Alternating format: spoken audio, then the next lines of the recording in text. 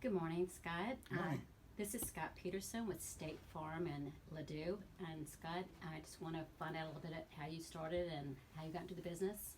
Sure. Uh, 1982, about 40 years ago, I was working at a company called McDonnell Douglas Astronautics Corporation. This is after college, and I was using my finance and economics degree, and I was pretty bored. So one day I bought a new car, or I should say a used car. It was so old, it was a Datsun, not even a Nissan, it was a Datsun.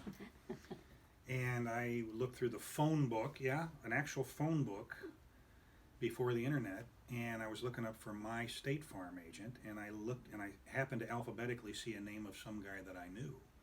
It was a distant cousin of mine, and I called him, said, "Hey, can I just switch my insurance to you?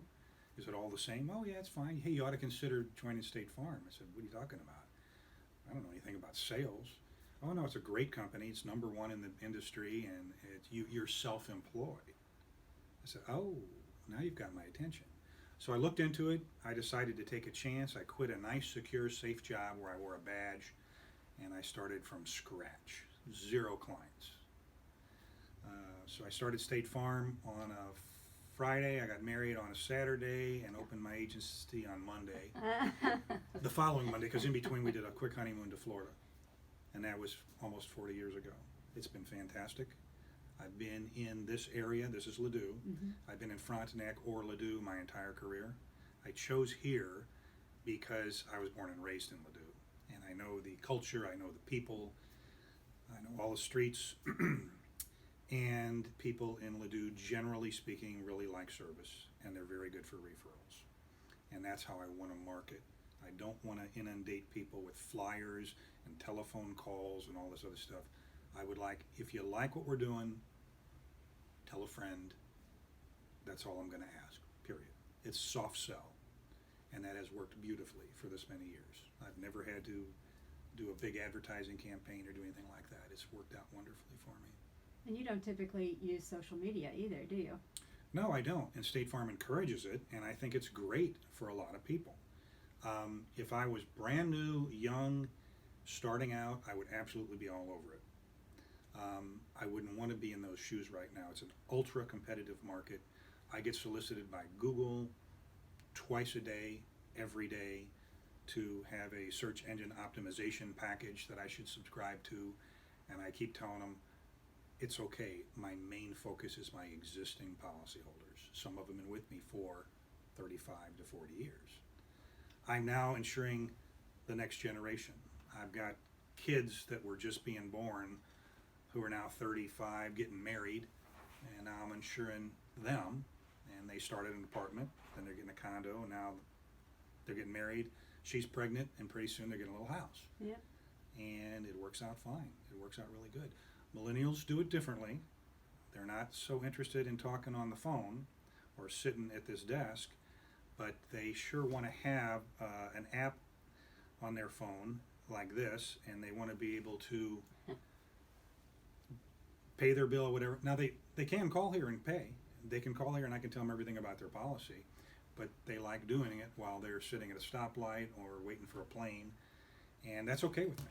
That's okay with me. But when they really got a problem, they would much rather call Scott Petersen than 1-800 State Farm Claims. Even though those are nice people, but they're sitting in a Quonset hut somewhere with a headset on and they don't know who you are. And I know what intersection is by, Big Bend and Clayton.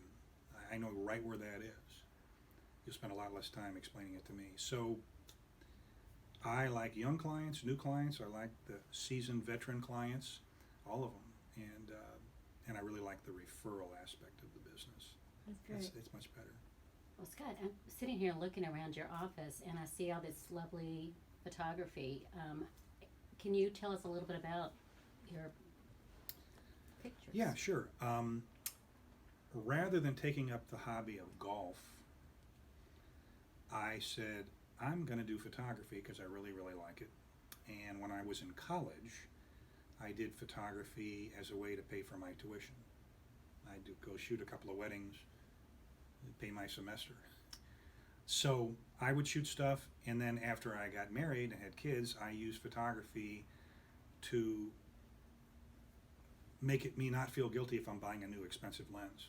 Well, I didn't take any money out of the kids' college fund. I just shot this deal over here, and that pays for my lens, so there's no guilt involved. Along the way, I developed some skills. I never took a class. I mainly do landscape photography out west. I've backpacked. I've hiked all over Montana, Wyoming, Colorado, California, Idaho, Alaska, done all that stuff. And I've done a little stuff back east in the most recent years, but it also, putting it around me reminds me I'm not just in an insurance office. I can look out and say, oh yeah, I was in Jackson Hole, Wyoming, or I was in Spain, or this was from Seattle, or this one here is the island of Curacao, right next to Aruba. And I said, hey, let's get a shot of this kid jumping in the water. Let's wait for just the right moment. And it turned out to be a pretty good shot that kind of exemplifies, that particular. So it's a good distraction, and it's a lot of fun, and it's something I can do for the rest of my life. This photo here was taken right outside of Jackson, Wyoming, Jackson Hole, and there was a wild herd of buffalo, probably close to 150 to 200. And I had a rental car, and I drove down this little road, gravel type thing, and all of a sudden around the corner comes this small herd, and they're moving very slowly. And then it's a bigger herd, then it's bigger. Oh my God, I'm in the middle of this. These things weigh, thousands of pounds, as much as the Nissan Rogue that I was driving.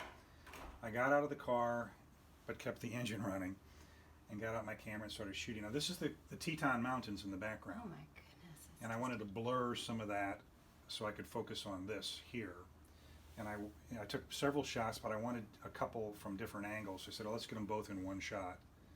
And I'll never probably encounter that type of a photo opportunity. It's incredible. It looks Unless like I go it's a painting. to the Serengeti and I see some wildebeest, so I should schedule. Yeah. I should schedule That's a trip fascinating. to Africa. Would be a safari. Would be fabulous. Yeah, tell us a little about this. This photo was just sort of a serendipitous shot. Sometimes you plan a shot, sometimes you don't. This one was taken in Seattle, Washington. I was visiting a friend up there, and we got out of in Duval, Washington, a kind of a suburb of Seattle. We got out of it, the car, and I looked down, and on the sidewalk there was this tree, and they had this metal grate all around it to let water get in. And the tree was shedding leaves, and I looked down and I saw this abstract image. I literally just pointed my camera straight down by my feet, took a shot, and this is how it turned out. And it looks like it was planned, but it was actually right there, just in front. You just never know when you're going to get that shot. Thanks for taking the time today. And tell everyone your address and your phone number, if you would. Okay, sure. I am located next to Sportsman's Park. That's much better than giving you 9909 Clayton Road. I'm literally next door to Sportsman's Park, across the street from Lester's. You got to be able to find that.